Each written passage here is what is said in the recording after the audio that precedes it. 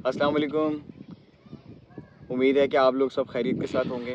और मैं इस वक्त बिल्कुल यूट्यूब के ऊपर बिल्कुल नया हूँ। मुझे बिल्कुल भी नहीं पता कि किस तरीके से क्या करना है। बस मैं आप लोगों की हेल्प करना चाहता हूँ, क्योंकि जिस सर्कमस्टांसेस से मैं अभी गुजरा हूँ या गुजर रहा हूँ, तो मैं ये चाहूँगा कि आप लोग उस चीज़ को, आप लोगों के मतलब उस चीज़ को आप लोग अवेयर हो उस चीज़ के हवाले से, ताकि आप लोगों को कोई प्रॉब्लम और आगे क्रिएट ना हो।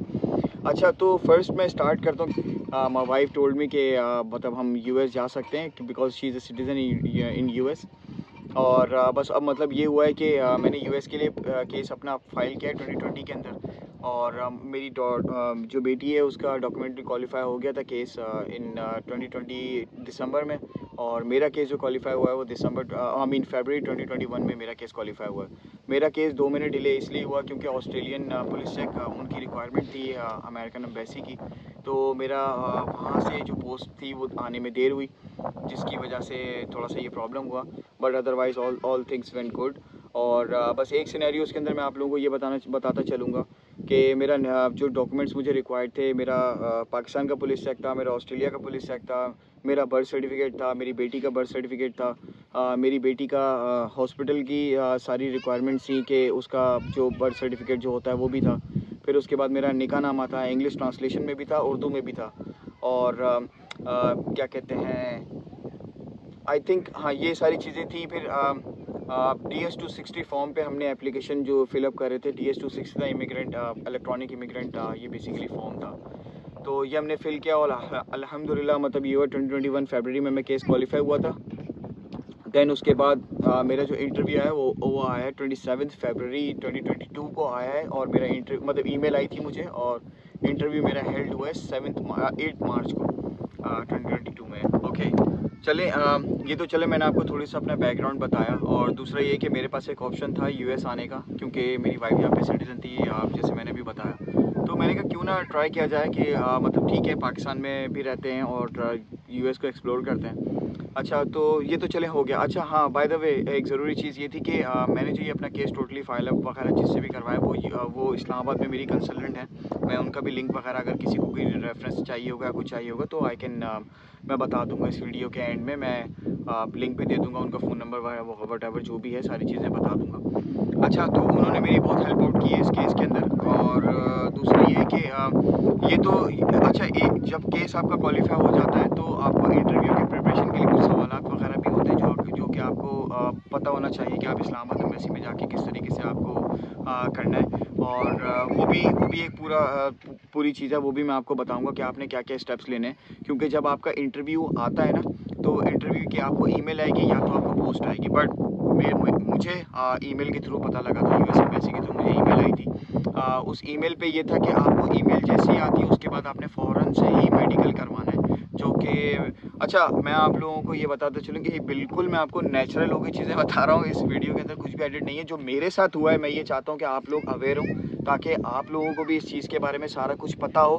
कि क्योंकि बहुत देखिए मैं परेशान हुआ हूँ, क्योंकि मेरे साथ हुआ था फर्स्ट टाइम, तो ऑब्वियसली। और मैं ये सारी चीज़ें देख रहा था, तो ऑब्वियसली कि मतलब बंदा है, इंसान परेशान होता है। तो मैं ये चाहूँगा कि आप लोगों के साथ अगर कुछ इस तरह का सिनेरियो है तो आप लोग भी बिल्कुल परेशान ना हो। मैं आपको बिल्कुल रियल लाइफ एग्जांपल दूंगा जो मेरे साथ हुआ है।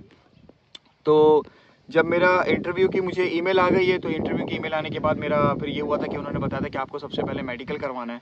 तो मेडिकल मेन मतलब आखान हॉस्पिटल में था। ये है मतलब बिलावल हाउस के पास आखान हॉस्पिटल है, वहाँ पे आपका मेडिकल होता है। आपको इनसे फ़ोन करके अपॉइंटमेंट लेना होता है। वो आपको व्हाट्सएप के ऊपर आपको एक मैसेज भी ड्रॉप कर देते हैं कि आपका अपॉइंटमेंट कन्फर्म हो जाता है, सारी चीज़ें। तो at the time of the medical आपकी बेटी का सारा वैक्सीनेशन रिकॉर्ड चाहिए होता है। मेरा वैक्सीनेशन रिकॉर्ड मतलब उन्होंने मांगा था, लेकिन मेरे पास नहीं था। तो अगर मेरे पास नहीं था तो खैर वो डिटेल में आपको बताता हूँ। अच्छा, फ़ीस मैं आपको बता दूँ मेडिकल की। मेरी बेटी की फ़ीस थी 20,300 रुपीज़ मेरी बेटी की फ़ीस थी मेडिकल की। और फिर उसके बाद मेरी जो उन्होंने मेडिकल की फ़ीस थी 11,300 समथिंग थी। बट द थिंग इज़ के जब मेडिकल कंप्लीट हो गया, जब हम फिज़िकल एग्जामिनेशन में गए। अच्छा, बाय द वे मेरा टीबी टेस्ट था फर्स्ट, और दूसरा मेरा फिर ब्लड टेस्ट था। Same goes with my daughter के, उसका सिर्फ ब्लड टेस्ट हुआ था। अच्छा, सेकंड पार्ट मेडिकल का ये था कि हमारा फिज़िकल एग्जामिनेशन होना था बेटी का और मेरा। बट इट वाज लाइक कि सुबह 9 बजे हम हॉस्पिटल पहुंचे थे, 9:30 बजे तक हमारे फर्स्ट टेस्ट हो चुके थे। फिज़िकल टेस्ट का ये था कि doctor came to the hospital at 1 PM। तो हमें वेट करना पड़ा था 9:30 बजे से लेके 1 बजे तक का। दैट वाज रियली अनबिलीवेबल कि मतलब मेन हॉस्पिटल है पर डॉक्टर की टाइमिंग बहुत देर में स्टार्ट हो रही थी। तो खैर मेडिकल हुआ तो डॉक्टर ने मुझे कहा, मेरा फिज़िकल एग्ज़ाम हुआ, उन्होंने कहा कि आप अपना वैक्सीनेशन मुझे शो कराएं जो जो आपने लगाई हैं अपने अर्ली चाइल्डहुड में। तो मैंने कहा मेरे पास तो वैक्सीनेशन रिकॉर्ड नहीं है। तो ही सेड कि आपको फिर 5 इंजेक्शन लगेंगे, जिसमें टेटनस का इंजेक्शन था, आई थिंक पोलियो का इंजेक्शन था, फिर इसमें आपके हेपेटाइटिस और HIV के इंजेक्शन थे। इस तरह के मतलब टोटल मिला के 5 इंजेक्शन से मेरी बेटी को इंजेक्शन लगा था कि उसका मुझे नाम याद नहीं इंजेक्शन को, कि जो लोग हज पे और उम्रे पे जाते हैं तो उनको पहले लगता है इंजेक्शन। फिर उसके बाद उन्होंने ये इंजेक्शन लगाने के बाद मैं नीचे लेबॉर्ट्री में मतलब सॉरी फर्स्ट फ्लोर दोबारा आया था। तो उसके बाद मैंने क्या कहते हैं, मैंने अपनी एक्सरे की रिपोर्ट ली थी जो TB एक्सरे हुआ था। तो उन्होंने मुझे सील्ड एनवेलप दिया था। उन्होंने कहा था at the time of immigration जब आप US पहुँचेंगे तो आपको ये एनवेलप देना पड़ेगा।